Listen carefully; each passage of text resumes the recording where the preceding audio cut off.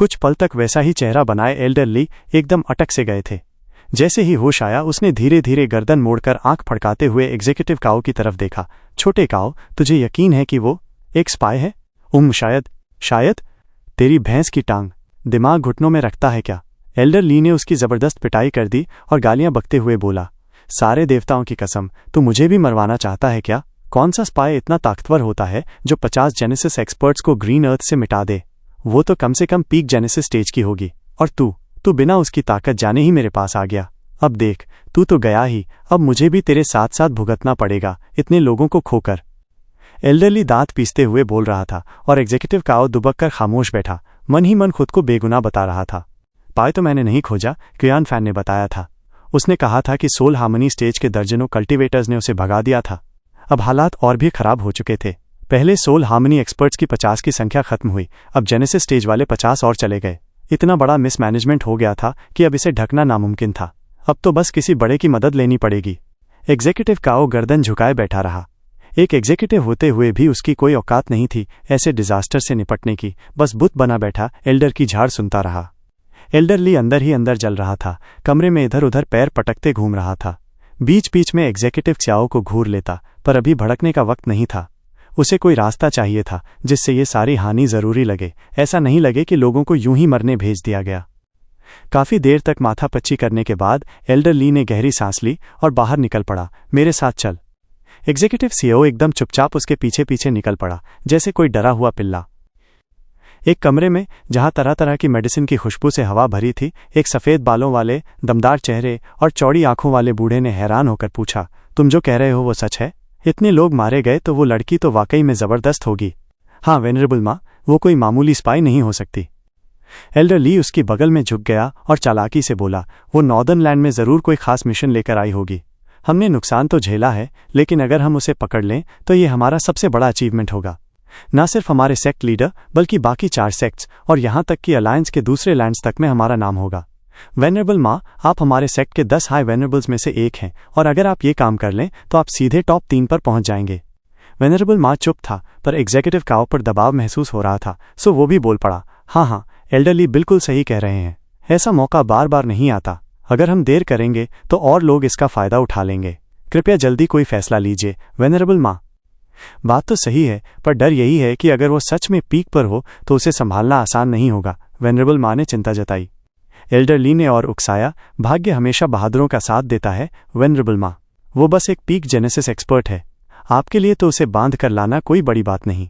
साथ में 10 और पीक वेनरेबल्स हो तो 10 बनाम 1 की लड़ाई में जीत हमारी ही होगी। बस एक ही खतरा हो सकता है, अगर वो खुद को उड़ाने का फैसला कर ले। तुम्हारी बात में दम है। वेनरेबल माँ थोड़ी देर सोचता रहा और फिर धीरे धीरे उसकी दिलचस्पी बढ़ने लगी, लेकिन वो अभी पूरी तरह राजी नहीं हुआ। पर अगर वो सिर्फ पीक एक्सपर्ट नहीं बल्कि सेंट्रल एरिया की 9 स्वॉर्ड किंग्स में से कोई निकली तो? एल्डर ली ने हाथ घुमाकर उसके डर को उड़ाया। वेनरेबल माँ, आप ज्यादा सोच रहे हैं। अगर वो सच में कोई स्वॉर्ड किंग होती तो इस तरह चुपके से कारवां के पीछे क्यों चलती? वो हमें दिखाना नहीं चाहती क्योंकि वो हमारे सेक्ट का सामना नहीं कर सकती, और स्वॉर्ड किंग तो आमतौर पर घमंडी होते हैं, छिपते नहीं। चिंता छोड़िए, बस उसे पकड़वाइए। वेनरेबल माँ ने फिर सोचा और आखिरकार हामी भर दी। यहीं रुको, मैं और वेनरेबल्स को बुलाता हूँ उस सेंट्रल एरिया की स्पाई को पकड़ने के लिए, हमारे सेक्ट की शान के लिए। वो अपनी आस्तीन झटकते हुए निकल गया।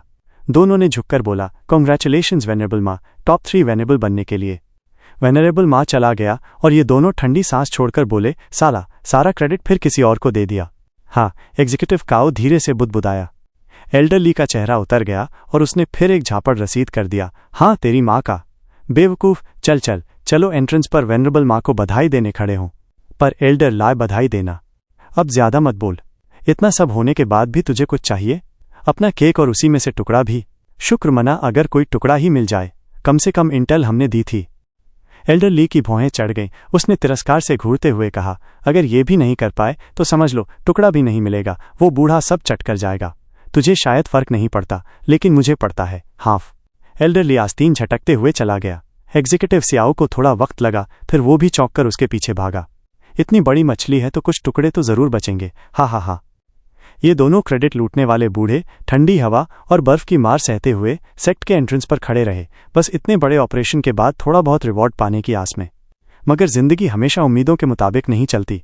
उनकी किस्मत में ऐसी पहाड़ जैसी ताकत थी जिस पर कुछ भी फेंको असर नहीं होता। घंटा भर इंतजार करने के बाद आखिर सेक्ट की बैरियर खुली और दोनों एल्डर्स एकदम चमक उठे, कपड़े ठीक करते हुए अपने अभिनय की तैयारी में जुटे।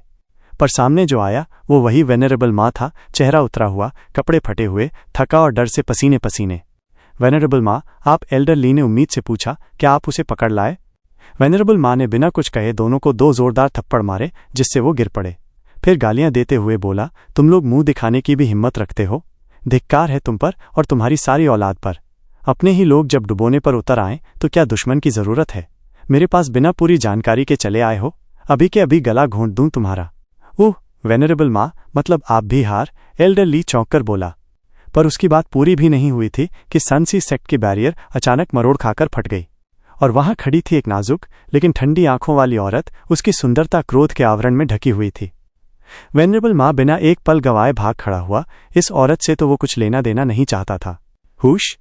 हजारों लोग वहां उतरे, सनसी सेक्ट के एक्सपर्ट्स, जिन्होंने पूरी ताकत लगाकर उस औरत पर हमला कर दिया। पर उसे कोई फर्क नहीं पड़ा। उसकी बर्फ सी नजर तो बस भागते हुए वेनरेबल माँ पर टिकी थी। वो खून की प्यासी लग रही थी। ठक! तभी भीड़ से एक रौबदार आदमी शानदार रोब पहनकर सामने आया। उस औरत को घूरते हुए बोला, मैं हूं सनसी सेक्ट का सेक्ट लीडर बू शिंगयुन। तुम कौन हो लड़की? क्या तुम्हें मौत का डर नहीं? बू शिंगयुन ऑफ सनसी सेक्ट? औरत ने तिरस्कार से कहा, तेरा नाम तो जैसे तेरी हालत पर एकदम फिट बैठता है, अनलकी। मुझे एक लड़के से हिसाब चुकता करना है और उसी की कैरावन के पीछे लगी थी। मेरा तुम सबसे कोई लेना देना नहीं है, फिर भी बार बार मुझे तंग करते हो। जैसे मक्खियां कान पर भिन भिन आती हैं वैसे ही तुम लोग चिढ़ा रहे हो। अब तुम्हें भी मिटा दूं तो ये सब सिरदर्द खत्म। बू शिंगयुन ने मुंह बिचकाया और बोला, मेरे सेक्ट को मिटा देगी? बड़ी बड़ी बातें कर रही हो, खुद को समझती क्या हो? ये बकवास बंद कर दो वरना सब तुम्हारा मजाक उड़ाएंगे। लोग हंसने लगे, लेकिन सिर्फ वेनरेबल माँ था जो अब भी कांप रहा था। मैं कौन हूं? एक प्यारी सी मुस्कान के साथ उस औरत ने अपनी नजरें डरी हुई वेनरेबल माँ पर डाली और ताना मारा, तुम लोगों को तो ये तक नहीं पता मैं कौन हूं और फिर भी मुझे पकड़वाने के लिए लोगों को भेज रहे हो? इस सोच के साथ जिंदगी में बहुत दूर नहीं जा पाओगे। अब ध्यान से सुनो, मैं हूं फ्रिजिड रेन स्वॉर्ड किंग बाली यूयू, खुद स्वॉर्ड स्टार एम्पायर के पेट्रिया की नियुक्त की हुई। एक स्वॉर्ड किंग? सबके मुंह से हैरानी में आह निकल गई। सब कांपने लगे, उनकी आंखों में डर साफ झलक रहा था। एल्डर ली और एग्जीक्यूटिव काओ तो जैसे जड़ हो गए थे। सेंट्रल एरिया की जिस बड़ी मछली जासूस को कुचलकर वो अपने करियर में ऊंचाई पाना चाहते थे, वो असल में 9 स्वॉर्ड किंग्स में से एक निकली। अब समझ में आया कि जितने लोग उन्होंने भेजे सब मारे क्यों गए। 9 स्वॉर्ड किंग्स से उलझकर कभी कुछ अच्छा नहीं होता। सच में वो बहुत बड़ी मछलियां थीं, इतनी बड़ी कि पूरी सेक्ट मिलकर भी उन्हें काबू नहीं कर सकती थी। बू शिंगयुन का चेहरा फड़क उठा, उसका गला सूख गया और गुस्से में चीखा, भगवान के लिए बताओ, कौन हरामखोर इस स्वॉर्ड किंग को लेकर आया? सामने आ! वेनरेबल माँ आंसू और दर्द से उठ खड़ा हुआ। ओह, तो ये तू था बूढ़े? बू शिंगयुन गुर्राया, उसका बस चलता तो वहीं उसे खत्म कर देता। वेनरेबल ने जल्दी से खुद को संभाला और हाथ जोड़कर बोला, सेक्ट लीडर कृपया रुको, ये सिर्फ मेरी वजह से नहीं हुआ ये तो। वेनरेबल ने अचानक सिर घुमाया और एल्डर ली को जोर से थप्पड़ जड़ दिया। हरामी कहीं का, तूने स्वॉर्ड किंग को क्यों उकसाया? हमारे इतने सारे भाई तेरी वजह से मारे गए। वेनरेबल माँ, सेक्ट लीडर मैं। एल्डर ली के होंठ कांप रहे थे जैसे वो खुद को पीड़ित मान रहा हो। फिर उसने भी एक थप्पड़ जड़ा एग्जीक्यूटिव सीईओ को और उसके गाल पर लाल निशान छोड़ दिया। अक्ल के अंधे, तूने हमारे इतने सारे जेनेसिस और सोल हार्मनी एक्सपर्ट्स को मरवा डाला। आखिर तूने स्वॉर्ड किंग से पंगा लिया ही क्यों? एग्जीक्यूटिव काओ रोते हुए बोल पड़ा, सेक्ट लीडर, वेनरेबल माँ, एल्डर ली, ये मेरी गलती नहीं थी, ये तो कियान क्लान वालों की गलती है। अब एग्जीक्यूटिव सियाओ किसी बलि के बकरे की तलाश में था, लेकिन जुओ फैन तो बहुत पहले ही 9-2-11 हो चुका था और सारा दोष उसी के सिर आ चुका था। मजबूरी में उसने बेबस चेहरा बनाकर सफाई दी, एक कियान स्टीवर्ड ने मुझसे कहा था कि ये सेंट्रल एरिया का कोई एजेंट है, तो मैं पकड़ने गया। मुझे क्या पता था ये एक स्वॉर्ड किंग निकलेगी। तेरी तो, तुझे कोई झूठी अफवाह सुना दे और तू बिना सोचे समझे यकीन कर लेता है। मौत बुला रहा था क्या? बू शिंगयुन और भी जोर से गरज उठा, फिर तुरंत बाली यूयू की ओर झुककर बोला, फ्रिजिड रेन स्नो किंग, ये सब गलतफहमी है। हमारे इन मूर्खों की अफवाहों पर यकीन करने से ये सब हुआ। आप चाहें तो इन सबको सजा दें। अभी नॉर्दर्न लैंड्स और सेंट्रल के बीच युद्ध शुरू नहीं हुआ है, हम तो बस तैयारी कर रहे हैं। कृपया आप कहीं और चली जाएं ताकि शांति बनी रहे। बाली यूयू ने हंसी में ताना मारा, बू शिंगयुन, तेरे अंदर हिम्मत तो बहुत है। एक तरफ युद्ध की तैयारी हो रही है, दूसरी तरफ तू शांति की बात करता है। ये कैसे? हा, ये दोनों पक्षों के बीच जो टेंशन है वो तो सीब्राइट सेक्ट के ओयांग लिंगचेन की वजह से है। हमें तो आपके एम्पायर से कोई दुश्मनी नहीं है, कायर कहीं का। बाली यूयू की आंखें चमक उठीं और उसने थूकते हुए कहा, तू नॉर्दर्न लैंड्स के 5 बड़े सेक्ट्स में से एक है, और जब दुश्मन तेरे दरवाजे पर खड़ा है तू कोने में छुपने की सोच रहा है। तेरी इज्जत और लड़ने का सम्मान कहाँ गया? तू तो उस रेडियंट स्टेज के लड़के से भी गया बीता निकला, जिसने कम से कम मुझसे बहस करने की हिम्मत तो दिखाई थी। और तू एक बड़ा सेक्ट होते हुए भी रीढ़ विहीन है। तुझ जैसे लोगों की वजह से ही नॉर्दर्न लैंड्स की दुर्गति है। लगता है मुझे नॉर्दर्न लैंड्स की सफाई शुरू कर देनी चाहिए। शायद ओयांग लिंगचेन भी मेरा शुक्रिया अदा करेगा। हा हा हा। बु शिंगयून का चेहरा ठंडा पड़ गया। इसका मतलब तो यही हुआ कि मिस अब जाने का इरादा नहीं रखती। तू खुद सोच ले बुद्धिमान। तो फिर मेरी संसी सेक्ट अब पीछे नहीं हटेगी। बु शिंगयून गरज उठा, बाली यूयू, मैं मानता हूं कि 9 स्वॉर्ड किंग्स महान हैं, लेकिन ये मत समझना कि हमारी सेक्ट कमजोर है। हमारे पास सैकड़ों जेनेसिस एक्सपर्ट्स हैं, जिनमें से 100 तो पीक स्टेज पर हैं। तू अकेली उनका सामना नहीं कर पाएगी बिना अंजाम भुगते। तू भी तो सिर्फ एक पीक जेनेसिस एक्सपर्ट ही है। बाली यूयू ने भौहें उठाईं और मुस्कुराई। तू इस बात को परखना चाहेगा? उसका चेहरा सख्त हो गया और तब जो बर्फीला तूफान चलता आ रहा था वो एकदम से थम गया। आसमान चीर गया एक चमकदार सिल्वर बिजली से। स्वॉर्ड एनर्जी पूरे वातावरण में फैल गई और हवा को चीरते हुए तलवार जैसी लहरें हर दिशा में दौड़ पड़ीं। अब आसमान की बर्फ सिल्वर की आंधी बन गई थी और हर तरफ सिल्वर स्वॉर्ड वेव्स लहराने लगीं। जहां भी ये लहरें पहुंची वहां कुछ नहीं बचा। सब कुछ बाली यूयू के अधीन था। उसका राज छा चुका था। सब कांप उठे डर से और हड्डियों तक जमा देने वाली ठंड से।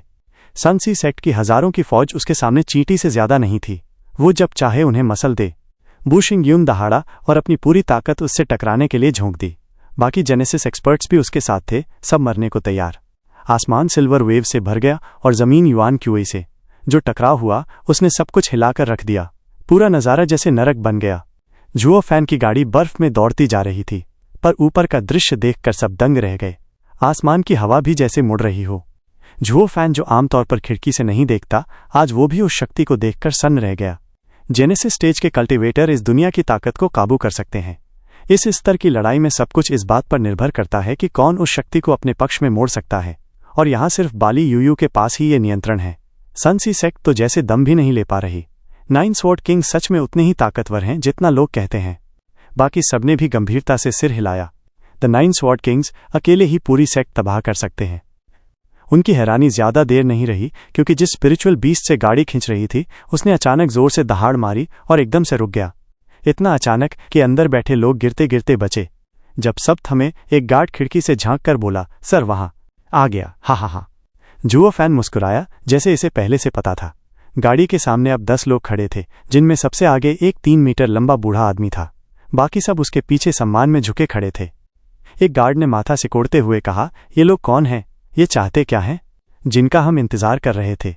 जुओ फैन ने किया और का हाथ थामा, गहरी सांस ली और गाड़ी से नीचे उतर गया। उसने उस बूढ़े आदमी को चमकती नजरों से देखा। इनविंसिबल स्वॉर्ड बाली यूचेन, आखिरकार हमारी मुलाकात हो ही गई। गार्ड की सांस अटक गई। ये वही है जो पूरी धरती पर सबसे ताकतवर है। ये यहाँ क्या कर रहा है और हमसे क्या चाहता है? बाकी सब भी इस बात को समझ ही नहीं पा रहे थे, जब जुओ फैन ने उस बूढ़े के साथ खड़े लोगों की ओर इशारा कर कहा, अच्छे से देखो इन्हें। बाकी सब जैसे ठिठक गए। बाली यूयू की सिल्वर स्वॉर्ड वेव्स तो सैकड़ों मील तक फैल चुकी थीं, लेकिन उस बूढ़े के चारों ओर की जगह एकदम शांत थी। जैसे 2 दुनियाओं की सरहद हो, बाहर भयानक तूफान, अंदर शांत स्वर्ग। मुझे लगता है इस धरती पर सिर्फ बाली यूटियन ही वो इंसान है जो एक स्वॉर्ड किंग की शक्ति को भी पछाड़ सके और दुनिया की ताकत को 1 इंच भी हिलने ना दे। जुओ फैन ऊपर देखा, फिर क्यावर को खींचकर बेखौफ बाली यूटियन की ओर चल पड़ा। बूढ़ा आदमी गहराई से उसे निहार रहा था। तभी अचानक बाली यूटियन की टीम से एक आदमी झपट पड़ा, जान से मारने की नीयत से। बेली क्लैन की high profound rank martial art, space rending sword. सामने वाला एक 6th layer soul harmony stage का नौजवान था, जिसकी आंखों में जुनून साफ दिख रहा था। वो अपनी सबसे बड़ी ताकत, अपनी सबसे प्रिय आर्ट को पूरी शक्ति से छोड़ रहा था। इतनी जबरदस्त ताकत बस एक 3rd layer radiant stage cultivator को रौंदने के लिए लगाई जा रही थी। सारे गार्ड्स घबरा गए, चिल्ला उठे, सर। बाली यूटियन की टीम बस चुपचाप खड़ी थी, जैसे उन्हें कोई फर्क ही नहीं पड़ रहा हो। उनके चेहरे पर कोई भाव नहीं था, न शर्म न गुस्सा, जैसे कमजोर को कुचलना उनके लिए आम बात हो। कहीं और अगर कोई सोल हार्मनी स्टेज वाला इस तरह रेडियंट स्टेज के खिलाफ जाता तो जीतने के बाद भी उसका मजाक उड़ाया जाता। लेकिन आज ये बेहुदा हरकत पेट्रियार्क के सामने हो रही थी, तो वजह बड़ी सीधी थी, -1 टेस्ट। बाइली यूटियन डेविल माउंटेन और उसके ओवरलॉर्ड की ताकत को परखना चाहता था, ये देखने के लिए कि क्या वो उसके खुद के मुकाबले के लायक हैं। ये छोटा सा रेडियंट स्टेज का लड़का अगर इस जानलेवा हमले से बच गया तो बाइली यूटियन डेविल माउंटेन के ओवरलॉर्ड से अकेले लड़ने को तैयार था। अगर ये लड़का सच में किसी महान मास्टर का डिसाइपल है तो मास्टर की ताकत भी पीछे नहीं हो सकती।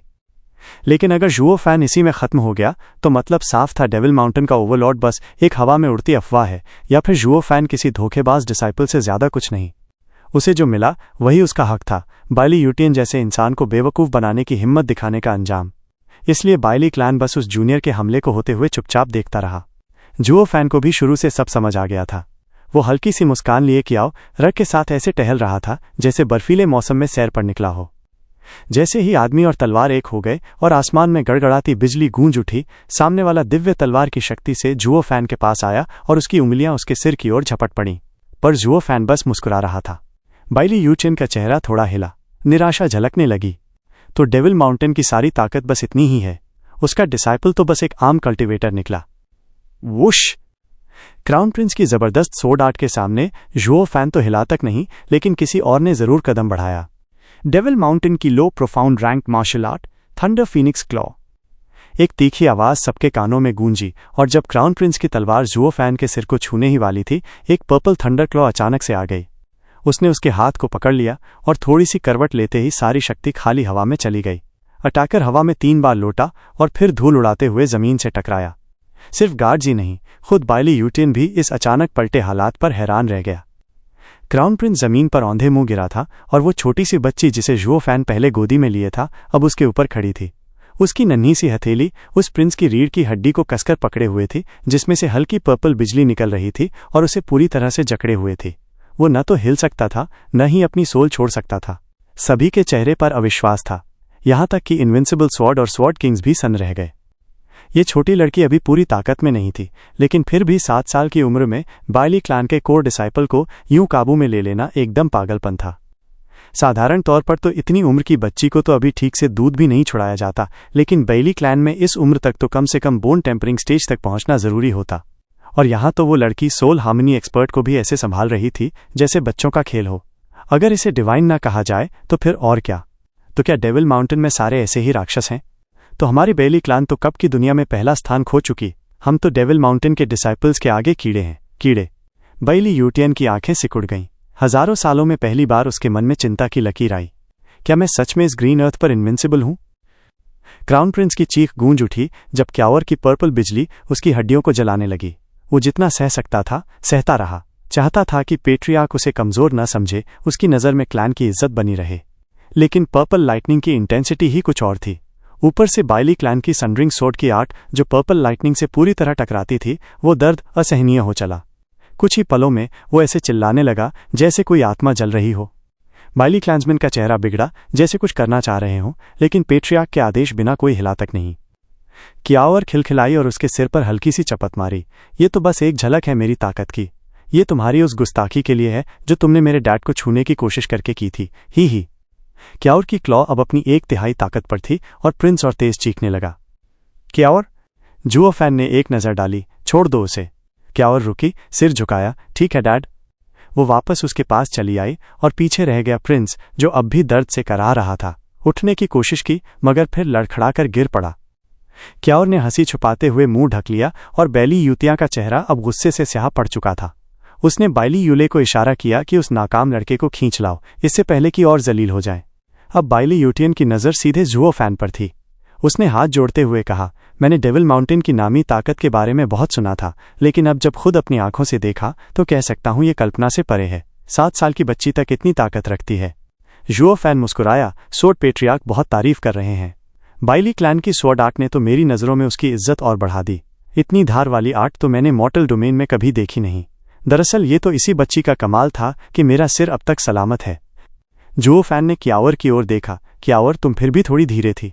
देखो मेरे माथे पर निशान पड़ गया है। घर लौटकर फिर से ट्रेनिंग करनी होगी। क्यावर ने होठ फुलाए, सिर झुकाया। ठीक है डैड। बाइली यूटियन का चेहरा फड़क गया। गुस्से की आग अंदर ही अंदर जल रही थी। ये कमीना बात करना भी जानता है। पहले तो बाइली क्लैन की तारीफ की, फिर अपनी बेटी को डांटकर सबको नीचा दिखा गया। एक बच्ची ने बाइली क्लैन के डिसाइपल को एक ही बार में धूल चटा दी और ये उसे धीमा बता रहा है, कह रहा है अभी और ट्रेनिंग की ज़रूरत है। अगर ये अपमान नहीं तो और क्या। हरामी, ये तो मेरा डायलॉग था और आज मुझे ही मेरे ही अंदाज में जवाब दे दिया। हरामी। बाइली यूटियन अंदर से तिल मिला गया, लेकिन कुछ कर भी नहीं पाया। अब तक तो वो स्ट्रांगेस्ट था, सबसे ज़्यादा दूसरों का मजाक उड़ाता था क्योंकि कोई जवाब देने लायक था ही नहीं। लेकिन अब जब डेविल माउंटेन जैसे अनजान और नए फैक्शन सामने आए हैं, वो उन्हें बिना पूरी ताकत जाने नाराज़ नहीं करना चाहता। वो अपनी पूरी जिंदगी में घमंड और ताकत से जीता रहा, लेकिन इनविंसिबल स्वॉर्ड ऐसा अंधा नहीं था कि अकल को छोड़कर गुस्से में बह जाए। और एक और वजह थी जिसकी वजह से वो अपने गुस्से को काबू में रख रहा था, माइनस जुओ फैन। उसे समझ ही नहीं आ रहा था कि जुओ फैन को कैसे पढ़े। पहले उसने सोचा था कि ये बस किसी ताकतवर इंसान की तरह शांत रहने का ढोंग है, लेकिन अब उसकी सोच बदल रही थी। शायद ये इंसान 9 स्वॉर्ड किंग से भी नहीं डरता, शायद मुझसे भी नहीं। अगर डेविल माउंटेन का एक बच्चा इतना ताकतवर है तो फिर उसका डैड, फिर उसका ओवरलॉर्ड। इनविंसिबल स्वॉर्ड की भौं से पसीने की एक बूंद टपकी, सदियों बाद पहली बार। ये डर था, ज्यादा सोचने से पैदा हुआ डर। बड़े से छोटा, डेविल माउंटेन का कोई भी आदमी छेड़ने लायक नहीं है। अब तक तो वो अपनी मर्जी का मालिक था, एम्पायर की भी चिंता नहीं करता था। मजा चाहिए तो एम्पायर जाए भाड़ में, चाहता तो नई एम्पायर बना लेता। लेकिन डेविल माउंटेन के बारे में सोचते हुए उसे डर लगने लगा, जैसे उसकी इनविंसिबिलिटी का अंत यहीं है। बाइली यूटियन काफी देर तक खामोश रहा। उसके चेहरे के भाव देखकर बाकी सबके चेहरे भी उतर गए। उन्होंने अपने पेट्रियार्क को कभी यूं सोच में डूबा नहीं देखा था। जुओ फैन की आंखों में चमक आई, वो मुस्कुराया। आखिरकार कियाओ र के जरिए इस बूढ़े को झटका दे ही दिया। अब वक्त है बराबरी की, बल्कि उससे भी ऊपर की निगोशिएशन का। मैं नहीं चाहता कि सेंट्रल एरिया के इन्वेडर्स नॉर्दर्न लैंड में आकर मेरा सब कुछ बर्बाद कर दें। हुम्फ। डेविल माउंटेन के तो बड़े कड़े नियम कानून है लगता है। आपकी बेटी का वार तो शानदार था, लेकिन आप फिर भी इतने सख्त। बाइली यूटियन ने जुओ फैन को बड़ी देर तक गौर से देखा, फिर हल्की मुस्कान के साथ बोले। जुओ फैन ने हाथ हिलाकर बात टाल दी। स्वॉर्ड पैट्रियार्क, मजाक मत कीजिए। बच्चे तो बस किसी तरह काम चलाने की सोचते हैं, चाहे उसमें कितनी भी गलतियां हों। लेकिन अगर बचपन से ही उसके स्वभाव को सीधा करना है तो सख्ती जरूरी है। तभी तो आलस्य दूर होगा और वो दूसरों से आगे निकलेगी। इतना छोटा डेविल, और वहां उसके जैसे और भी हैं। बाइली यूटियन के होंठ फड़क गए, दिल अंदर तक बैठ गया। बाकी सबके चेहरे पर भी हलचल थी, आंखें चौड़ी हो गईं। इसका मतलब इस डेविल माउंटेन में ऐसे डेविल बच्चों की भरमार है। ये तो आफत है। सबके रोंगटे खड़े हो गए, यहां तक कि बाइली यूटियन और उसके 4 स्वॉर्ड किंग्स भी कांप उठे। किसी भी कबीले या संप्रदाय में 1-2 प्रतिभा निकल आना ही गजब होता है, लेकिन यहां तो जैसे पैकेज डील में आते हैं। ये तो तबाही है, दुनिया तो खत्म हो जाएगी ऐसे। 5 लैंड में एक ही इनविंसिबल स्वॉर्ड है, लेकिन डेविल माउंटेन में तो लगता है जैसे दर्जनों इनविंसिबल घूम रहे हैं। और जब किसी चीज की भरमार हो जाती है तो उसकी कीमत भी कम हो जाती है। इनविंसिबल स्वॉर्ड के चेहरे पर चिंता की लकीरें गहराती जा रही थीं। जितनी बात वो जुओ फैन से कर रहा था, उतना ही बेचैन हो रहा था। लेकिन जानने की चाह अब भी जिंदा थी, इसीलिए चेहरे पर जबरन मुस्कान लाकर वो पहले जैसा गंभीर नहीं, बल्कि अब थोड़ा दोस्ताना और बातचीत वाला अंदाज अपनाने लगा। मैं सच में हैरान हूं कि डेविल माउंटेन में इतनी सारी प्रतिभाएं कैसे हैं। बाइली यूटियन ने एकदम गंभीरता से झुककर सलाम किया, हाथ जोड़े और तेज नजर से जुओ फैन को देखते हुए पूछा, आपको कैसे संबोधित करूं और किस काम से आप इस नॉर्दर्न लैंड के वीरान इलाके में आए हैं। जुओ फैन ने भी हल्की झुकावट से जवाब दिया, आवाज में कोई उतार चढ़ाव नहीं था। स्वॉर्ड पैट्रियार्क बहुत विनम्र हो रहे हैं। मैं अपना नाम तो बता ही चुका था जब आपकी एम्पायर की फ्रिगेट रेन स्वॉर्ड किंग से भिड़ा था। नाम है कुयान फैन। अब तक तो सुना ही होगा आपने। रही बात यहां आने की, हा, वो तो आपके लिए चिंता की बात नहीं है, निश्चिंत रहें। माफ कीजिएगा, लेकिन मुझे ये कुयान नाम असली नहीं लगता। डेविल माउंटेन से निकलते ही कुयान के स्टीवर्ड बन जाना थोड़ा अजीब है। बाइली यूटियन ने संकुचित आंखों से देखा, जब तक मैं ये नहीं जान लूं कि आप यहाँ क्यों हैं, मुझे चैन नहीं मिलेगा। हो सकता है आप मेरी एम्पायर के खिलाफ हों। डेविल माउंटेन तो अब वेस्टर्न लैंड में दिखाई देने लगा है, मुझे सतर्क रहना पड़ेगा।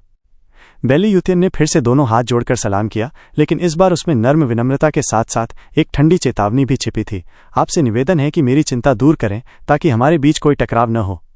क्या डेविल माउंटेन की सदियों से 5 लैंड से दूरी ही इस बात का सबूत नहीं है। जुओ फैन का चेहरा शांत था, लेकिन शब्दों में एक अलग सी ठंडक थी। स्वॉर्ड पैट्रियार्क, बस अपने काम पर ध्यान दे। जब तक आप हमें परेशान नहीं करेंगे, हम भी आपको नहीं छेड़ेंगे। अब हमें इजाजत दें। जुओ फैन ने सिर हिलाया और कुयाओएर को पकड़कर कैरेज की तरफ मुड़े, लेकिन बाइली यूटियन अब भी थमे नहीं थे। उन्होंने इतनी जोर से मुट्ठी बांधी कि हवा में उनकी आभा गूंजने लगी। सॉइल हार्मनी स्टेज के सारे गार्ड्स के कान बजने लगे और उनके दिल तेजी से धड़कने लगे। रही बात तीसरे स्टेज के स्पिरिचुअल बीस्ट की, तो वो डर के मारे वहीं ढेर हो गए और कांपते पत्तों की तरह थरथराने लगे। ज़ुओफैन रुक गए, आंखें ठंडी हो गईं। अब ये क्या कर रहे हैं स्वॉर्ड पैट्रियार्क? कुछ खास नहीं, बेलीयूथियन ने गंभीरता से कहा। बस यही सोचकर तकलीफ हो रही है कि अगर आपके महान संप्रदाय के इरादे हमें साफ साफ न बताए गए तो हम दोनों पक्षों के बीच कोई बड़ी गलतफहमी हो सकती है, जिसका नतीजा दोनों ही नहीं संभाल पाएंगे। मुझे सिर्फ स्पष्टता चाहिए, सभी के हित में। वो ज़ुओफैन की पीठ को घूरते रहे, जैसे जवाब खींच लेंगे। उन्हें डेविल माउंटेन का उद्देश्य जानना था। ना नहीं चलेगा। उन्हें जानना जरूरी था कि ये लोग उनके साथ हैं, खिलाफ हैं या बस गुजर रहे हैं। उन्हें चैन नहीं मिल रहा था कि कहीं ये शक्ति उनके महत्वपूर्ण मौके पर बीच में ना कूद पड़े और सब बर्बाद कर दे। उनका इनविंसिबल स्वॉर्ड वाला ग्रैंड यूनिफिकेशन प्लान तो बरसों से पक रहा था और अब जाकर सफलता की उम्मीद दिखी थी। ऐसे में जरा सी भी अनहोनी को जड़ से खत्म करना जरूरी था, और ऊपर से ज़ुओफैन की क्षमता ने उसे उलझन में डाल रखा था। लड़की इतनी मजबूत तो बाप कैसा होगा? डेविल माउंटेन कितना खतरनाक है, इसका अंदाजा अभी मिल रहा था। अगली बार जब वो डेविल माउंटेन से दो चार हों तो इस बार अनजान न रहें। उनका ये हाथ जोड़ना बाहर से पत्थर तोड़ने जितना सख्त था, लेकिन भीतर से बिल्कुल मुलायम। हरकत में कोई नुकसान नहीं, लेकिन मन में एक गहरी चाल। हजारों सालों का ये मॉन्स्टर अब मार्शल पागलपन से आगे निकलकर एक चतुर राजनीतिज्ञ बन चुका था। ज़ुओफैन ने लंबी सांस ली और सिर हिलाया। बिल्कुल सही फरमाया आपने। डेविल माउंटेन भी नहीं चाहता कि हमारे इस अभियान में कोई हस्तक्षेप हो। स्वॉर्ड पैट्रियार्क, आप निश्चिंत रहिए, हमारा उद्देश्य आपके उस योजना से बिल्कुल अलग है जिसमें आप पांचों देवीय हथियारों से लैंड को एक करने चले हैं। हम तो बस एक चीज चाहते हैं, नॉर्थ सी डेमन। नॉर्थ सी डेमन? बेलीयूथियन और चारों स्वॉर्ड किंग्स चौंक गए। वही डेमन जिसने नॉर्दर्न लैंड के सबसे ताकतवर ओयांग लिंगतियन को एक ही वार में धूल चटा दी थी। वो भी ऐसा योद्धा जो स्वॉर्ड किंग के स्तर का था, और ये डेमन उससे भी ऊपर। बेलीयूथियन को तो ये मानना पड़ रहा था कि ये डेमन उससे भी भयंकर है, क्योंकि वो ओयांग लिंगतियन से कई बार भिड़ चुका था, तो अंदाजा तो था ही। वो जानता था कि उसके 9 स्वॉर्ड किंग्स भले 5 वार तक टिक जाएं, लेकिन डेमन के सामने ओयांग लिंगतियन जैसा बंदा एक ही वार में गिरा दिया। मतलब ये कोई आम लड़ाई नहीं। 5 वार या 1 वार सुनने में छोटा फर्क लगे, लेकिन असलियत में ये ताकत के मामले में आसमान जमीन का फासला है। जहां इनविंसिबल स्वॉर्ड अपनी सीमा 5 वार मानता है और दिन रात उसे बढ़ाने के लिए मेहनत करता है, वहां ये डेमन पहले वार में ही सब खत्म कर दे रहा है। ये तो बिल्कुल पागलपन है। मतलब लड़ाई शुरू होने से पहले ही खत्म। 3 साल का बच्चा डेमन से लड़े, वैसी हालत हो जाएगी। Profound heaven stage, radiant stage, 9 sword kings, किसी का कुछ नहीं चलेगा। पहले वार को पार करना ही सबसे बड़ी दीवार है, और इनविंसिबल स्वॉर्ड को भरोसा था कि अब वो उस एक वार को झेल सकता है। उसी भरोसे वो यहां आया था, डेमन से लड़ने, खुद को आंकने और सुधारने। लेकिन ज़ुओफैन ने साफ कह दिया कि उनका लक्ष्य वही डेमन है। इनविंसिबल स्वॉर्ड दंग रह गया, हड़बड़ी में पूछा, सर का लक्ष्य वही डेमन है? आप क्या करने जा रहे हैं? उसको काबू में लाना है। ज़ुओफैन ने बड़ी सहजता से इतना बड़ा झूठ बोल दिया मानो कुछ भी नहीं हो, और चेहरे पर जरा भी हिचक नहीं। सबने उसे ऐसे देखा जैसे उसके 2 सिर निकल आए हों। इनविंसिबल स्वॉर्ड हक्का बक्का, काबू में? वो तो वो डेमन है जिसने ओयांग लिंगतियन को हरा दिया। आप वो कैसे कर सकते हैं जो वो नहीं कर सका? ज़ुओफैन मुस्कुराया, क्योंकि हम डेविल माउंटेन हैं। ज़ुओफैन ने कुयाओएर को पकड़ा और कैरेज की ओर बढ़ गए, इनविंसिबल स्वॉर्ड को सन्न अवस्था में छोड़ते हुए। क्या डेविल माउंटेन सच में इतना महान है? क्या अब वो इतने ऊपर पहुंच चुके हैं कि नॉर्थ सी डेमन जैसे राक्षस को ऐसे ही काबू कर सकते हैं? और ये बात ऐसे कैजुअली बोल भी दिया। इनविंसिबल स्वॉर्ड की आंखें कांप उठीं, मन में विरोध का भाव भर गया। रुको। ज़ुओफैन फिर रुके, सिर घुमाकर बोले, क्या बात है स्वॉर्ड पैट्रियार्क? कुछ और चाहिए क्या? नॉर्थ सी डेमन की दहशत तो सबको मालूम है, मैं खुद उससे मिलने में झिझकता हूं। बेलीयूथियन की आंखें चमकने लगीं, चेहरा सख्त हो गया और उनकी आभा इस हद तक बाहर आई कि पूरा आसमान मटमैला हो गया और पर्पल थंडर की गड़गड़ाहट हर ओर गूंजने लगी। सर, इस लड़ाई को जितना हल्के में ले रहे हैं, उससे लगता है ये बहुत आसान है आपके लिए। मैं ये कैसे मान लूं? अगर आप में इतनी ताकत है तो क्यों ना पहले मैं कोशिश कर लूं? आसमान गरजने लगा, पर्पल स्वॉर्ड एनर्जी आसमान में चमकने लगी। बेलीयूथियन का खून खौलने लगा, हवा कांपने लगी, ऐसा लग रहा था जैसे धरती अब फट ही जाएगी। बेलीयूयू का वो हमेशा चमकता सिल्वर एनर्जी पल भर में गायब हो गया, उस भयंकर पर्पल लाइटनिंग में समा गया, क्योंकि अब इनविंसिबल स्वॉर्ड अपनी पूरी ताकत से वार करने वाला था। उसने पूरे दुनिया की शक्ति अपने वश में कर ली थी, जहां 9 स्वॉर्ड किंग्स तक कुछ समझ नहीं पा रहे थे। यही था उस शख्स का पागलपन जो इनविंसिबल स्वॉर्ड कहलाता था, जो पूरे लैंड का सबसे ताकतवर योद्धा था। सब चौंक उठे। स्वॉर्ड किंग्स तक पीछे हट गए, ताकि किसी गलती से भी वो बिजली उन्हें ना छू जाए, क्योंकि उनके पैट्रियार्क अब लड़ाई के मूड में थे। गार्ड्स तो डर के मारे कांपने लगे, कैरेज के कोनों में दुबक गए। दर्जनों थर्ड लेवल स्पिरिचुअल बीस्ट्स ने अपनी आंखें कसकर बंद कर लीं, जैसे जान बच जाए बस। ज़ुओ फैन और उसकी बेटी ही थे जो इस पूरे दृश्य में भी बिल्कुल शांत खड़े थे, लेकिन उनकी आंखों में ठंडक थी, ऐसी ठंडक जो बस किसी मरे हुए इंसान के चेहरे पर होती है। बेली यूटियन की ठंडी आंखें सामने खड़े ज़ुओ फैन के शांत चेहरे को घूर रही थीं, जैसे कोई अनडिफीटेड वॉर गॉड अपने गुस्से और ताकत से सामने वाले को रौंद डालना चाहता हो। लेकिन ज़ुओ फैन बस उसी तरह बर्फीली हवाओं में खड़ा रहा, चेहरा एकदम सपाट, आंखों में ऐसा सूनापन कि मानो इस दुनिया में किसी भी चीज़ की कोई कीमत ही ना हो। उसकी ये बेरुखी उस बुजुर्ग अपराजित तलवारबाज के गुस्से को चीरती हुई उसके भीतर तक उतर गई। ये क्या मतलब हुआ? क्या मेरी ताकत उसके लिए इतनी तुच्छ है, या उसे लगता है मैं उसका कुछ नहीं बिगाड़ सकता? तभी तो इसमें जरा भी डर नहीं। बेली यूटियन की दृढ़ता में पहली बार हलचल हुई, मन में संशय घर करने लगा। सोच समझकर कदम उठाइए, सोर्ड पेट्रियार्क। ज़ुओ फैन की आवाज़ एकदम बेजान सी उसके कानों में पड़ी। मास्टर के आदेशानुसार हम यहाँ सी डीमन को लेने आए हैं ताकि उसे सेक्ट के द्वार की निगरानी के लिए रखें, न कि इस सांसारिक दुनिया या आपके राष्ट्र की उलझनों में पड़े। लेकिन सोर्ड पेट्रियार्क बार बार हालात ऐसे बना रहे हैं कि हमारा काम मुश्किल होता जा रहा है। बेली यूटियन की भौहें कांपीं, दिल में उथल पुथल मच गई। सी डीमन को द्वार की निगरानी के लिए? ज़ुओ फैन और भी गर्व से बोला, अगर सोर्ड पेट्रियार्क को फिर भी ज़रूरत महसूस होती है अपने फैसले पर अड़े रहने की, तो हमें अपने मिशन के लिए आपको और आपके पूरे दल को मिटा देना पड़ेगा। मिटा दोगे? बेली यूटियन की नाक पर चोट सी लगी। उसने ठंडी हंसी हंसी, बड़ी बड़ी बातें करता है तू। डेविल माउंटेन में चाहे जितने भी एक्सपर्ट हों, मेरी क्लैन भी कोई कमज़ोर नहीं है। यहाँ जो खड़े हैं वही हमारे सबसे ताकतवर लोग हैं। बताओ तो सही, कैसे मिटाओगे हमें? ज़ुओ फैन ने गहरी सांस ली और फिर कुछ मायूस होकर बोला, तुम लोग बड़े ही भोले हो, इस विशाल संसार की असलियत से पूरी तरह अनजान। मुझे लगा था तुम जो मॉर्टल डोमेन के शीर्ष पर हो शायद कुछ सच्चाई की झलक पा सकोगे, मगर तुमने तो ये साबित कर दिया कि तुम अपनी कमजोरी से पूरी तरह अनभिज्ञ हो, और ऊपर से घमंड भी कम नहीं। डेविल माउंटेन एक एक को खत्म कर देगा, कोई नहीं बचेगा। जैसे वेस्टर्न लैंड की 5 सेक्ट्स का अंत हुआ था। अकेले मैं शायद तुम सबको न रोक पाऊं, मगर मास्टर ने जो ट्रेजर मुझे दिया है वही इस्तेमाल करना पड़ेगा। वो असल में नॉर्थ सी डीमन के लिए था, मगर अब अगर तुम्हारे जैसे नासमझ अपनी बर्बादी पर अड़े हों तो क्या किया जाए? ज़ुओ फैन ने हाथ आगे बढ़ाया और उसकी थंडर रिंग चमक उठी, एक डरावनी और विनाशकारी आभा फैलाते हुए। बेली यूटियन का दिल धड़क उठा, माथे पर पसीना छलक आया। उसे डेविल माउंटेन की ताकत के बारे में ज्यादा कुछ पता नहीं था, और यही अज्ञानता उसे और डरावनी लग रही थी। ऊपर से ज़ुओ फैन की सहजता और 7 साल की बच्ची की ताकत ने डर और बढ़ा दिया था। पहली बार इस बेलगाम इनविंसिबल सोर्ड को पछतावा हुआ। उसने अपने घमंड में आकर बस एक चोट की वजह से जल्दीबाजी में फैसला ले लिया। मगर अब जब सामने वाला वो आदमी है जो सी डीमन को संभाल सकता है, तो उनके दल का खात्मा कोई मुश्किल बात नहीं, खासतौर पर जब वो कह चुका है कि वो सबको मिटा सकता है। बेली यूटियन की हालत पसीने पसीने थी। उसके पीछे खड़े चारों स्वॉर्ड किंग्स भी डर के मारे कांप रहे थे। अब इनविंसिबल स्वॉर्ड के अलावा उनके दिलों में एक और डर समा चुका था। इनविंसिबल स्वॉर्ड बेली यूटियन, अच्छा लगा आपसे मिलकर, जब तक मिला। ज़ुओ फैन ने अपने मरे हुए भावों वाली नज़रों से उसे देखा और उसकी अंगूठी एक सुनहरी रोशनी में चमक उठी, उसकी गर्मी से बर्फ तक पिघलने लगी। बेली यूटियन बुरी तरह घबरा गया और बोला, रुको, ठहरो, क्या हुआ? सोर्ड पेट्रियार्क के पास कोई आखिरी बात है? तुमने जो कहा मॉर्टल डोमेन के शिखर, क्या उसका मतलब है कि जेनेसिस स्टेज के आगे भी कुछ है? बेली यूटियन ने गहरी नज़र से उसे देखा। ज़ुओ फैन मुस्कुराया, बिल्कुल, मोर्टालिटी से लेकर स्पिरिचुअलिटी, इंपीरियल, सेंटली और फिर सॉवरेंटी तक 5 रेल्म्स होते हैं पुनर्जन्म की राह में। जेनेसिस स्टेज से शुरू होकर यही मॉर्टल रेल्म कहलाता है। इसे पार करके ही कोई स्पिरिट किंग स्टेज में प्रवेश करता है, जहां आकाश की शक्तियां मिलती हैं, अनंत जीवन मिलता है, और हेवन और मैन के 5 डिक्लाइंस खत्म हो जाते हैं। न कोई बीमारी, न बुढ़ापा, बस एक डिवाइन ट्रिब्यूलेशन होता है, और ये तो बस शुरुआत है। सॉवरेन स्टेज तक पहुंचने पर कोई अमर अविनाशी बन जाता है। ऐसे लोग बहुत कम हुए हैं जो इस रहस्यमयी ऊंचाई तक पहुंच सके हों। इतना ऊंचा भी कोई स्टेज हो सकता है। बेली यूटियन का शरीर कांप उठा और उसके बाकी साथियों की तो बोलती ही बंद हो गई।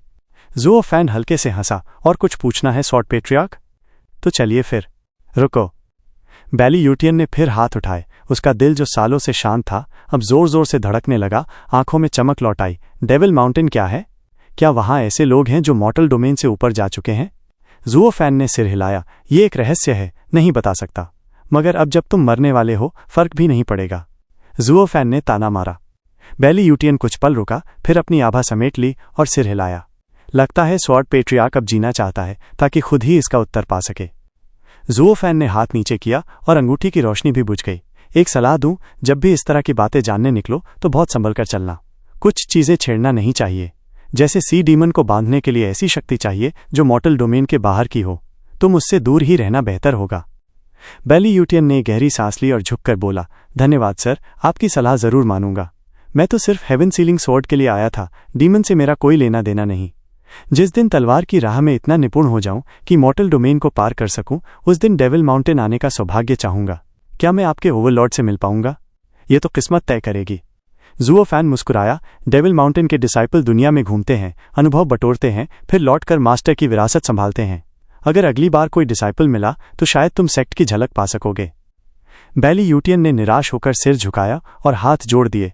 डेविल माउंटेन के डिसाइपल दुनिया में घूमते हैं मगर किसी के मामले में दखल नहीं देते। और आपने कहा कि आप सी डीमन के लिए आए हैं, तो हर किसी का अपना काम है ना? बेलीयूलेई का दिल टूट गया जब उसने बेलीयूटियन को देखा, मगर उसने भी सिर झुका लिया। देखने में ये जैसे कोई समझौता लग रहा था, मगर असल में ये एक विनती थी, वो भी उस इंसान से जो सारे मॉर्टल लैंड का सबसे ताकतवर था। बेलीयूटियन जैसे घमंडी आदमी से ऐसी बात पहले कभी नहीं हुई थी।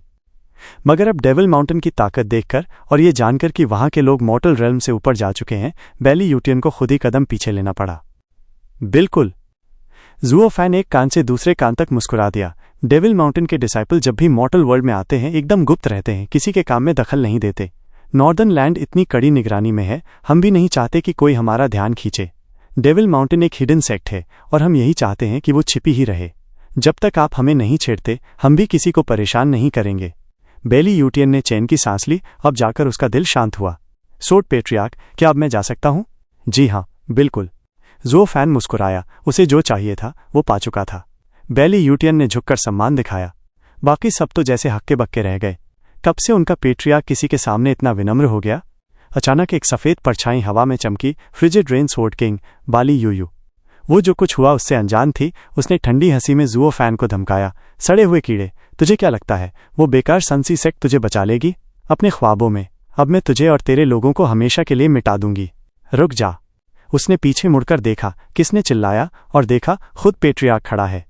हैरान होकर बालीयूयू ने झुककर प्रणाम किया। पेट्रियार्क, यही वो चालाक लड़का है जो खुद को डेविल माउंटेन का डिसाइपल कहता है। शायद इसने आपको भी गुस्सा दिलाया होगा पेट्रियार्क, मगर आपको इसकी स्तर पर गिरने की जरूरत नहीं। मैं खुद इसका काम तमाम कर दूंगी। बालीयूयू ने फिर उंगली से इशारा किया, हमला करने को तैयार। तभी एक जोर की धमक हुई और वो हवा में ऐसे उछली जैसे कोई गुड़िया हो। मुंह से खून की उल्टी हुई जो बर्फ के साथ मिलकर लाल रंग में बदल गई। नरम सी काया सफ़ेद और लाल पंखों जैसी बर्फ पर जोर से गिरी थी, बीच बीच में हल्के झटकों से कांपती हुई। और तभी बेलीयूयू ने अपना सिर उठाया तो देखा कि बेलीयूतियां की ठंडी और नाराज नजरें उसकी आंखों से टकरा रही थीं। पेट्रियार्क, क्यों? बेलीयूयू पूरी तरह से उलझन में थी। बेलीयूली ने गहरी सांस ली और उसकी मदद करने को बढ़ा। बेलीयूटियन की बर्फ जैसी सख्त आवाज फिर से गूंजी, यूले, किसने कहा कि तुम जा सकते हो? बेलीयूले कांप गया और रुक गया। फिर एक और ठंडी सांस छोड़ते हुए उसने बेलीयूयू की तरफ अफसोस से देखा और वापस अपनी जगह लौट गया। अब चीजें बदल चुकी हैं। पेट्रियार्क को वो लड़का अब हाथ लगाने लायक नहीं लगता, लेकिन तुमने फिर भी उस पर हाथ उठा दिया। उसकी अंगूठी की वो भयानक ताकत तो एक तरफ, सिर्फ कल्टिवेशन की रियम्स पर उसकी समझ ने ही पेट्रियार्क का मन बदल दिया। हमला करने का तो सवाल ही नहीं उठता। वो सच में एक रहस्यमयी और छूने से परे शख्स है। सबका यही निष्कर्ष था। बस बेलीयूयू ही, जो अभी अभी आई थी, अब भी अंधेरे में थी। सिस्टर यूयू, तुम ठीक हो? ज़ुओ फैन ने उसकी तरफ देखा, फिर पेट्रियार्क की ओर, और मुस्कुराकर धीरे धीरे उसके पास आया। घबराओ मत। अगर और कोई मदद नहीं करेगा तो मैं करूंगा। हा हा हा। चटाक। बेलीयूयू ने उसका हाथ झटक दिया और नफरत से घूरते हुए बोली, दफा हो जाओ। यूयू। बेलीयूतियन की आंखों में गुस्सा झलकने लगा। सर कियान के ख्याल का तुम इस तरह शुक्रिया अदा करती हो? मुझे याद नहीं कि मेरे कबीले में कोई इतना बदतमीज और जिद्दी भी था। क्या मुझे अपनी कोड़े वाली रस्सी ले आनी चाहिए?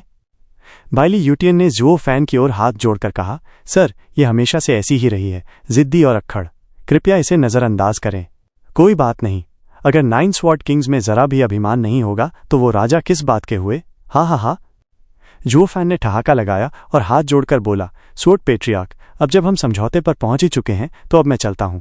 ज़ुओ फैन ने क्याओर को वापस लिया।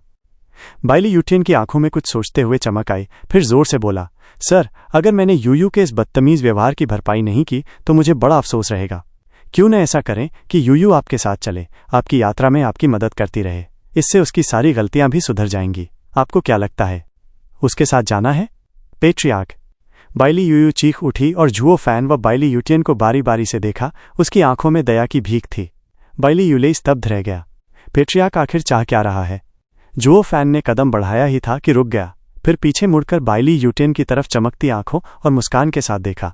स्वॉर्ड पेट्रियार्क, इसके लिए मैं बहुत आभारी हूं, लेकिन मुझे अकेले चलने की आदत है।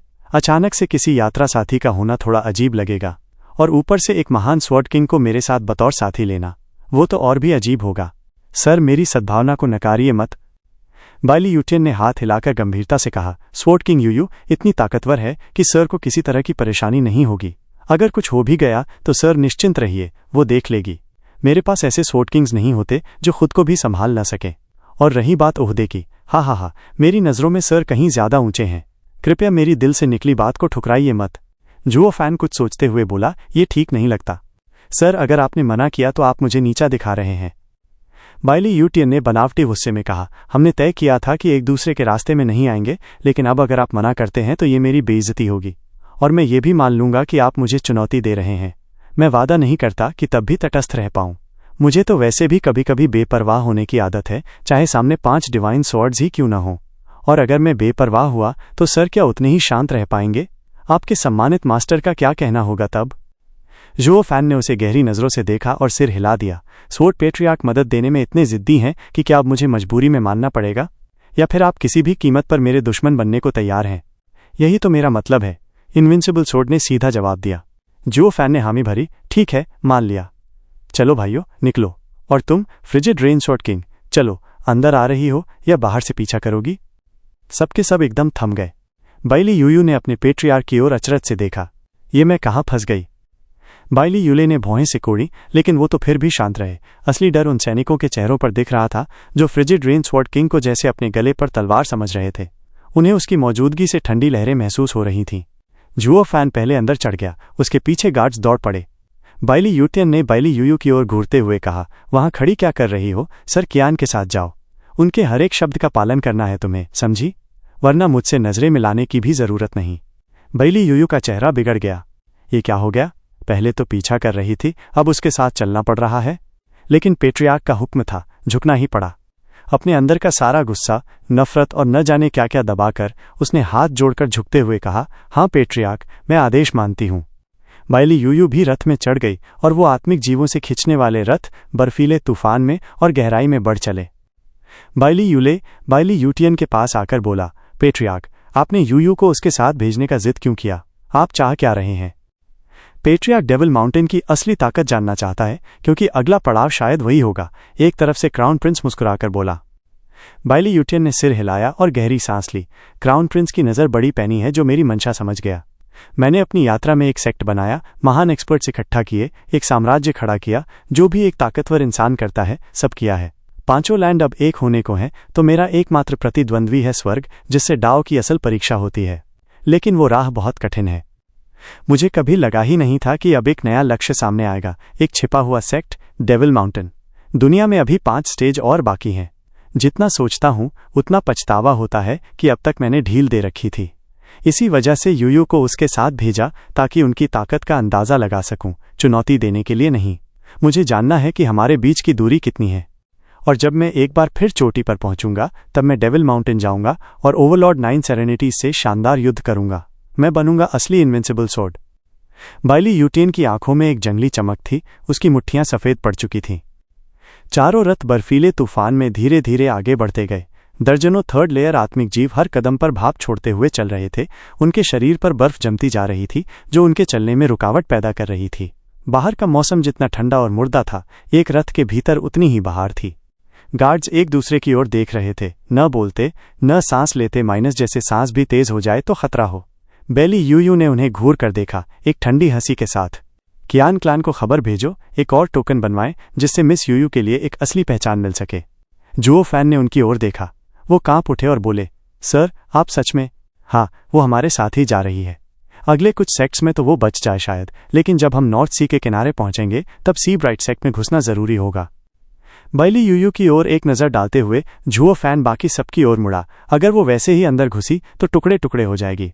वहां जिस गहराई तक हम जाएंगे वहां तो एक स्वॉर्ड किंग के बराबर कई लोग मिलेंगे। हा। बाकी लोग हिचकिचाए। सर, बात वो नहीं है, मेरा मतलब है कि आप सच में उसे साथ ले जाना चाहते हैं? मुझे नहीं चाहिए। बाइली यूयू बीच में ही बोल पड़ी, मैं तो सिर्फ पेट्रियार्क के कहने पर यहाँ हूँ। सी ब्राइट सेक्ट की बात हो, मैं खुद रास्ता निकाल लूंगी। जुओ फैन ने उसे गहराई से देखा और सिर हिलाया। मुझे पता है, लेकिन अब तुम मेरे साथ हो और मेरे आदेश मानना जरूरी है, ये साफ बात है। हाँ, क्या मजाक है? तो फिर दरवाज़ा खुला है। जाओ और इनविंसिबल स्वॉर्ड से कहो कि मुझे ऐसी बात न मानने वाली नौकरानी नहीं चाहिए। पहले अपने लोगों को सही से सिखाए, फिर मुझे भेजे, जुओ फैन ने झल्लाकर कहा। सब कांप उठे, जुओ फैन के गुस्से से नहीं, बल्कि इस डर से कि कहीं वो चुड़ैल अभी फट न जाए, कहीं वो भड़क कर हमें सबको मार न डाले। लेकिन साफ था कि जुओ फैन की बातों ने बाइली यूयू की दुखती रग पर चोट की है। बाइली यूयू का चेहरा अंधेरा पड़ गया, दांत भींचते हुए बड़बड़ाई, तुम जो चाहो करो, मैं जो चाहूंगी वो करूंगी, हुम्फ। जुओ फैन ने आत्मविश्वास से मुस्कुरा दिया। चारों तरफ एक अजीब सी चुप्पी छा गई थी। बर्फ की फुहारों के बीच गाड़ी सरपट दौड़ रही थी, लेकिन अंदर का माहौल ऐसा था जैसे कोई किसी की सांसों पर भी नजर रखे बैठा हो। जब से फ्रिजिड रेनसोर्ड किंग यानी बाइली यूयू इस यात्रा में शामिल हुई थी, सबके दिलों में जैसे एक सांप लिपटा हुआ हो। सब कांपते रहते, न कोई हिलता, न तेज सांस लेता। चेहरों पर तनाव इतना था कि जैसे किसी ने खून निचोड़ लिया हो। बाइली यूयू तो जैसे बेपरवाह बैठी थी, जैसे ये सब उससे कोई लेना देना नहीं रखता हो। कभी कभी वो जरा सी हंसी या ताना दे देती, कभी सामने बैठे जुओ फैन को देखकर जिसमें उसकी घृणा साफ झलकती थी। आखिर पेट्रियार्क ने मुझे इसके साथ क्यों भेजा है? तभी बाहर का हाल बताने वाला एक पहरेदार बोला, इनविंसिबल स्वॉर्ड ने अपने निशान छिपा लिए हैं और सन सी सेक्ट के लोग डर के मारे पीछा नहीं कर रहे, सब शांत है। जुओ फैन ने बाहर बर्फीली सफेदी की तरफ देखा और हल्की सांस छोड़ते हुए बोला, हम बाइली यूटियन से मिले और कह सकते हैं कि एक अच्छी बातचीत हुई। नतीजा ये कि अब हर कोई अपनी राह चलेगा। हालांकि बूढ़ा काफी परेशान कर रहा था, बार बार हमारी राह में कांटे बिछाने पर तुला था, मगर फर्क नहीं पड़ता, मिशन पूरा होगा ही। उसे डेविल माउंटेन से इतनी जल्दी बैर नहीं पालनी चाहिए थी। अब जैसा है वैसा ही रहेगा। वो हमें कांटों से भर दे तब भी कुछ नहीं होगा। बाकी लोग तो जैसे पसीने में भीग गए थे। जितना ज्यादा जुओ फैन अपनी प्राइवेट बातें बोलता गया। अरे यार, ये तो भाई भाई की आपसी बातें हैं। तुझसे किसने कहा दुश्मन के सामने सब खोल के रख दे? मरने का शौक है तो अकेले मर, हमें भी साथ मत ले चल। ये कोई मामूली औरत नहीं, एक स्वॉर्ड किंग है। बाम। जैसा कि सबको अंदेशा था, बाइली यूयू का गुस्सा फूट ही पड़ा। चेहरा सख्त हो गया और वो दहाड़ी, जुबान संभाल के बात कर। मेरी सहनशक्ति की भी एक हद है। बाकी सब कांप उठे, जैसे किसी ने सीधे नर्क का दरवाजा खोल दिया हो। जुओ फैन मगर हंस पड़ा, हा हा हा, अगर तुम्हारे अंदर सहन शक्ति होती तो तुम स्वॉर्ड किंग नहीं होती। वो फिर बोला, अब तुम मेरी टीम का हिस्सा हो और तुम्हें चाहे जितनी चिढ़ हो, अब सब कुछ बर्दाश्त करना पड़ेगा। पेट्रियार्क ने तुम्हें एक मिशन देके मेरे साथ भेजा है। खाली हाथ लौट गई तो शर्म की बात होगी, है ना? मैं उस बूढ़े की चालें जानता हूं और यकीन मानो वो ये नहीं भूलेगा कि तुम स्वॉर्ड किंग हो या नहीं, काम पूरा चाहिए, हा हा। बाइली यूयू गुस्से में मुट्ठियां भींचती रहीं। मुझे खुद नहीं पता पेट्रियार्क ने मुझे क्या काम सौंपा है, और तुम्हें पता है? जुओ फैन ने जैसे मजाक उड़ाया, बिल्कुल पता है, और तुम्हें भी। मुझे? ये तो सबको पता है। जुओ फैन की मुस्कान कुछ छिपा रही थी, जो बाइली यूयू को और उलझन में डाल गई। फिर भी मुझे क्यों नहीं पता चल रहा? जुओ फैन ने क्यावर की ओर देखा, जो अपनी ईगल मास्क से खेल रही थी। क्यावर, जरा इस बुढ़िया को बता दो कि उस बूढ़े को उससे क्या चाहिए। बाइली यूयू की आंखें जरा चौंकी और क्यावर की तरफ सवालिया नजरों से देखा। क्यावर ने तो जैसे ऊबकर जवाब दिया, तुम्हें तो याद भी नहीं? अभी अभी उसने कहा कि तुम्हें जुओ फैन की हर बात माननी है। जुओ फैन ने हंसते हुए चढ़ाया, तो तुम्हारा मिशन है, ओ बुढ़िया, हा हा हा। बाकी सब अब भी बाइली यूयू के गुस्से से कांप रहे थे, लेकिन फिर भी कोई कोई अपनी हंसी दबाने लगा। बाइली यूयू का चेहरा तमतमा गया। गुस्से में उसने जुओ फैन का कॉलर पकड़ लिया। तुम मेरा मजाक बना रहे हो? जुओ फैन शांत स्वर में बोला, अरे जरा अपनी आवाज नीची रखो। बाइली यूटियन ने कहा था कि मेरी हर बात सुननी है, छूना नहीं। अब बेहतर यही होगा कि अपने मिशन पर ध्यान दो, वरना सजा तय है। उसने बाइली यूयू का हाथ थपथपाया और मुस्कुराकर ताना मार दिया। बाइली यूयू का मन किया उसे चांटा मारकर परलोक पहुंचा दे, लेकिन पेट्रियार्क के आदेश याद आ गए। उसने खुद को रोका, जुओ फैन को झटका देकर अलग किया और गुस्से से एक कोने में जा बैठी, आंखें लाल, गालों पर आंसू। वो तो एक अभिमानी स्त्री थी, जिसे जन्म से ही विशेष मान मिला, और आज ऐसा लग रहा था जैसे उसकी दुनिया खत्म हो रही हो। पेट्रियार्क के मन में आखिर चल क्या रहा है?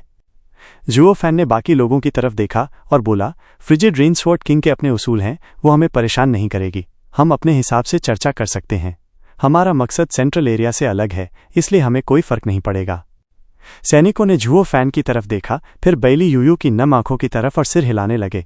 मन में उसका सम्मान और बढ़ गया। ये जुओ फैन तो गजब का इंसान निकला। इनविंसिबल स्वॉर्ड और 9 स्वॉर्ड किंग्स जैसे लोगों को बस जुबानी चालों से झुका देता है। अब बाइली यूयू का डर थोड़ा कम हुआ और माहौल हल्का लगने लगा। एक गार्ड ने धीरे से पूछा, sir, frigid rain sword king को सन सी सेक्ट से भिड़वाकर हमने सी ब्राइट सेक्ट से दुश्मनी मोल ले ली है। अब आगे कैसे बढ़ें? जुओ फैन ने हल्की मुस्कान दी। चिंता मत करो, मैंने बस उन्हें उकसाया था, सीधा हमला नहीं करवाया। जब तक कोई सबूत नहीं तब तक वो कुछ नहीं कर सकते। मतलब आप ही थे जिसने उन्हें मेरे पीछे लगाया। बाइली यूयू चौंक कर पलटी, आंसू अभी भी आंखों में थे। जुओ फैन ने साफ साफ कहा, हाँ, तुम लगातार हमारे पीछे लग रही थी और हमारा काम बिगाड़ रही थी, तो हमने उन्हें जरा सा इशारा दे दिया ताकि वो तुम्हें रोकें। जब तुम हमला करोगी तो इतना हल्ला मचेगा कि बाइली यूटियन को खुद सामने आना पड़ेगा। और उसी तरह मैंने उससे नॉन एग्रेशन पैक्ट किया। इनविंसिबल स्वॉर्ड ने भले तुम्हें मारने की आज़ादी दी थी, लेकिन तुम तो छिपते छिपाते चल रही हो। शोर ज्यादा होगा तो एक सेक्ट नहीं, नॉर्दर्न लैंड की पूरी ताकत भड़क जाएगी। तो मुझे पूरा यकीन था कि जब तुम पेट्रियार्क के पास वापस जाओगी वो तुम्हें जरूर सजा देगा। तुम्हें मारने की आज़ादी का मतलब ये नहीं कि तुम बेकाबू हो जाओ। अब सारी नजरें यहाँ टिक गई हैं, जो सेंट्रल एरिया के लिए नुकसानदेह है। पेट्रियार्क तुमसे परेशान था, इसलिए तुम्हें मुझे सौंप दिया। हाँ हाँ हाँ, झूठ। पेट्रियार्क मेरे बारे में ऐसा कभी नहीं सोच सकता, बाइली यूयू ने गुस्से में कहा। फिर अचानक चौंक गई, पर तुमने अपनी पूरी योजना मुझे बता दी। डर नहीं कि मैं पेट्रियार्क को बता दूं? उसे धोखा दे रहे हो क्या? जुओ फैन ने नफरत से सिर हिलाया। इसीलिए तो मैंने कहा कि तुम अपने काम में निकम्मी हो। मैं पेट्रियार्क को नहीं, तुम्हें धोखा दे रहा था। और तुम्हारे पेट्रियार्क ने ये बात शुरू से भांप ली थी। जैसे ही तुमने बवाल मचाया उसे समझ आ गया कि तुम हार गई हो, इसलिए वो तुरंत मुझसे मिलने आया। अब सोचो, वो तुम्हें फिर से उसके पास जाकर और भी मुसीबत लाने पर क्या करेगा। सुना है बहुत दर्दनाक सजा दी थी, एक चाबुक जो बहुत चुभता है। ही। बाइली यूयू ने दांत भींच लिए। तुम उतने ही घिनौने हो जितना बाइली जिंगवेई। जुओ फैन बस उसे देखता रहा। उसकी आंखों में कुछ चमक रही थी। उसे अच्छे से मालूम था कि पेट्रियार्क ने इस स्वॉर्ड किंग को डेविल माउंटेन की ताकत को आंकने के लिए उसके साथ भेजा था, मगर इतनी बड़ी ताकत को यूं ही बर्बाद करना बेवकूफ़ी होती। अब उसके दिमाग में अनगिनत योजनाएं घूम रही थी कि आगे क्या क्या हो सकता है। 3 दिन तक गाड़ियां बिना किसी परेशानी के चलती रहीं। चौथे दिन सुबह के वक्त एक पहरेदार ने रास्ते की ओर इशारा किया। सर, वो गेल फ्रॉस्ट टाउन है। वहाँ हमारी एक दुकान है जिससे हम कियान क्लैन से संपर्क कर सकते हैं और फ्रिजिड रेन स्वॉर्ड किंग को एक कवर भी दे सकते हैं। जुओ फैन ने फैसला लिया, तो चलो वहाँ थोड़ी देर रुकते हैं। अचानक एक सर्द हवा सी गूंज उठी और उसी तरह की गाड़ी जिसमें उन्हीं तरह के तीसरी स्तर के स्पिरिचुअल बीस्ट जुते थे, आगे निकल गई। जुओ फैन ने उस गाड़ी की पीठ की तरफ देखा और उसकी आंखें चमक उठीं। ये गाड़ी तो कुछ जानी पहचानी लग रही है। गार्ड ने जुओ फैन का खाली चेहरा देखा और फिर बर्फीली आंधी में जाते रथ की ओर नजर डाली। सर, ये रथ तो आम है, इसमें कुछ गड़बड़ है क्या? कुछ नहीं, बस बहुत जाना पहचाना लग रहा है। जुओ फैन थोड़ा उलझा हुआ था, याद नहीं आ रहा कहाँ देखा है। बाइली यूयू ने मौका ताड़कर उसे चिढ़ाया। तू भी न, कितनी पुरानी महबूबाओं से मिला होगा कि अब गिनती भूल गया। महबूबाएं? कभी किसी मर्द को देखा है जो इतना खुशबूदार रथ लेकर चलता हो? हम सर कियान, तू तो सच में प्यार लुटाने में उस्ताद निकला, बाइली यूयू ने व्यंग्य से कहा। बाकी आदमियों ने भी हवा में सूंघा और खुशबू महसूस की। उनके मन में भी यही बात आई, मगर वे सिर झुकाए रहे, बस मंद मंद मुस्कराए। एक औरत? जुओ फैन ने थोड़ी देर सोचा, फिर चौंक कर बोला, ओह, वो लोग हैं। कौन? कोई छुपा हुआ इश्क? मेरी आंटी? बाइली यूयू ने फिर मौके का फायदा उठाकर ताना मारा। क्याउर की आंखें चमक उठीं, वो भी मजे लेने लगी। बाइली यूयू को जुओ फैन से कितनी ही चिढ़ क्यों न हो, क्याउर के साथ उसकी अच्छी बनती थी। इन दिनों दोनों काफी घुल मिल गई थीं। मर्द तो कभी औरतों के मन की थाह नहीं पा सके।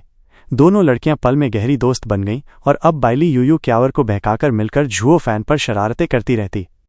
जुओ फैन ने उन सबको नजरअंदाज किया और बोला, जब छोटा सांजी घायल हुआ था, उस रथ की औरत ने संयोग से उसकी जान बचाई थी और मैं अब तक धन्यवाद नहीं कह पाया। अब जाकर मिलना चाहिए और किसी तरह एहसान चुकाना चाहिए। मैं किसी का कर्ज नहीं रखना चाहता। तो एहसान चुकाना है तो फिर ये मायूसी क्यों? ऐसा लग रहा है जैसे लौटकर नहीं आ सकोगे। बाइली यूयू को समझ में आ गया और उसे ताज्जुब हुआ कि ये चालाक आदमी एहसानों को लेकर इतना गंभीर कैसे हो सकता है, जब तक चुका ना दे बेचैन रहता है। ये तो पहली बार देखा उसने। क्याउर ने हाथ हिलाते हुए मुस्कुरा कर कहा, सिस्टर यू, पापा ऐसे ही हैं, एहसान और नफरत में हमेशा साफ रहते हैं। मेरे भाई की जान बची थी और पापा ने उसी मौके का फायदा उठाकर उनसे एक खजाना हड़प लिया था। अब शायद पछता रहे हैं। उन्होंने तुम्हारे बेटे की जान बचाई और तुमने उन्हें लूट लिया। बाइली यूयू का चेहरा ऐंठ गया। उसकी नज़र जुओ फैन को देखकर बदल गई। अब उसमें घृणा झलक रही थी। मैं जानती थी तू बुरा है, अब सबूत भी मिल गया। भलाई का बदला बुराई से दिया। जुओ फैन ने सिर हिलाते हुए लंबी सांस ली। मैंने तो सोचा था कि 20 मिलियन डिवाइन स्टोन में थोड़ा सा नॉर्थ सी जेल लेना एहसान चुकाने जैसा होगा, लेकिन बाद में पता चला कि वो चीज़ असल में 50 मिलियन की थी। धत्त तेरी की, मैं क्या जानता था वो इतनी कीमती है।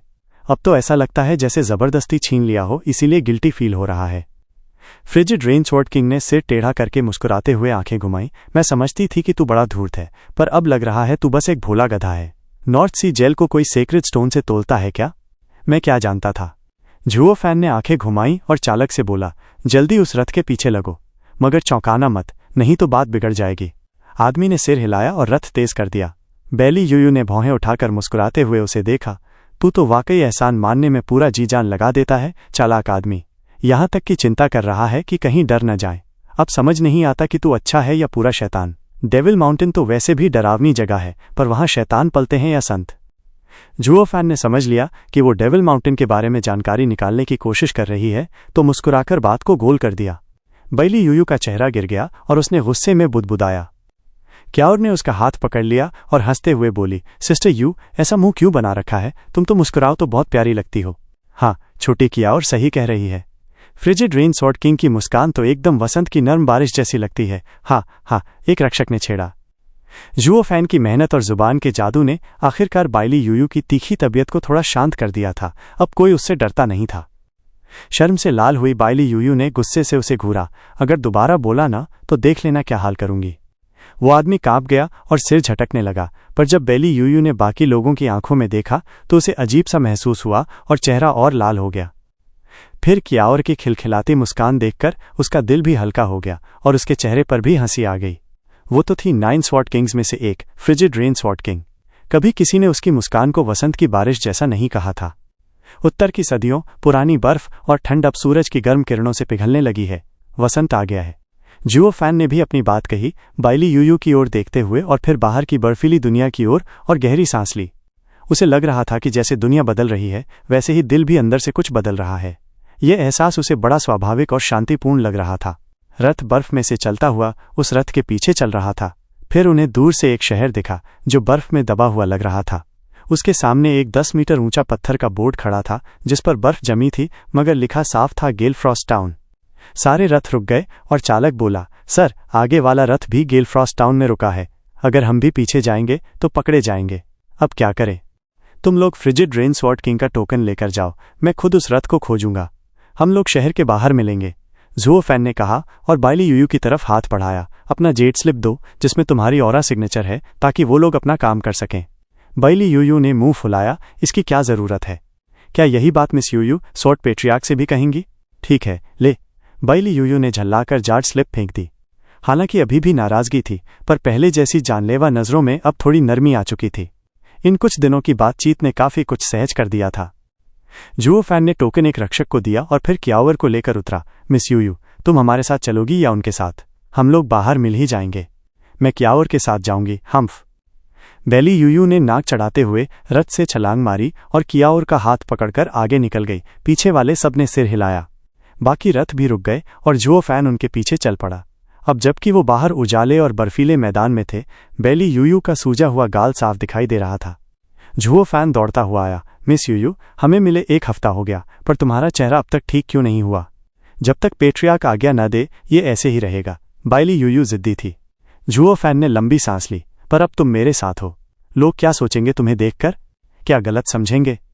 काश, इससे तो और भी बुरा असर पड़ेगा। अब मैं उन्हें धन्यवाद देने जा रहा हूं और तुम्हारा चेहरा ऐसा देखकर पेट्रियार्क को लगेगा कि ये मैंने किया है। सोचो मेरी क्या इज्जत रह जाएगी। तुम्हें चेहरा बचाना नहीं आता, पर मुझे आता है। बाइली यूयू खिलखिला पड़ी। ठीक है, तेरे बचाने वालों को मुझे ऐसे ही दिखने दे, तब समझ आएगा कि तू असल में कैसा आदमी है। शायद फिर वो पछताएं कि उन्होंने तुझे बचाया। ही। अब भी मुझे बुरा कहती हो? ठीक करो, वरना यहीं रथ में बैठी रहो, जुओ फैन ने सख्त होकर कहा।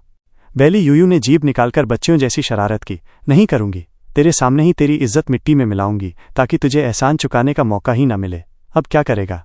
हा, जितना तूने रास्ते में मुझे छेड़ा, अब मेरी बारी है। हा। जुओ फैन के हाथ में हरा प्रकाश उभरा और उसने सख्त नजरों से देखा। बाइली यूयू, अब मैं खुद ही तुम्हारा चेहरा ठीक कर देता हूं। रिटर्निंग ड्रैगन्स रोर की कला बहुत दिन से नहीं आजमाई और तू बढ़िया मौका है। जुओ फैन का हाथ बैली यूयू के सूजे गाल की ओर बढ़ा, जीवन ऊर्जा से चमकता हुआ। कोशिश भी मत करना। बैली यूयू ने शरारती चेहरे से हंसते हुए झटका दिया और दूर हो गई। जुओ फैन चाहे जितना भी ताकतवर हो, एक स्वॉर्ड किंग का कुछ नहीं कर सकता। जुओ फैन और बाइली यूयू क्याओर के चारों तरफ 30 चक्कर लगा चुके थे, पर जुओ फैन एक बार भी उसे छू नहीं पाया। क्याओर तो हंसी से लोटपोट हो रही थी। बैली यूयू ने क्याओर को पकड़ लिया और खुद भी हंसी में झूम उठी। बहुत अरसे बाद उसे ऐसा हल्का महसूस हुआ। वो फिर मजाक में बोली, कोई नहीं है क्या जो मुझे इस बिगड़ैल आदमी से बचा ले? धत्त तेरी, मैं एक बिगड़ैल? और तू कह रही है, कौन है जो तुझसे बदतमीजी करने की हिम्मत रखेगा इस दुनिया में? हाफता हुआ जुओ फैन बोला, अब बस कर, मैं बस एक बार छूना चाहता हूँ। और उसे तू कहता है बदतमीजी नहीं? एक ठंडी आवाज़ गूंजी। गाइज, इसी के साथ आज का एपिसोड यहीं पर ख़त्म होता है, तो मिलते हैं अगले एपिसोड में।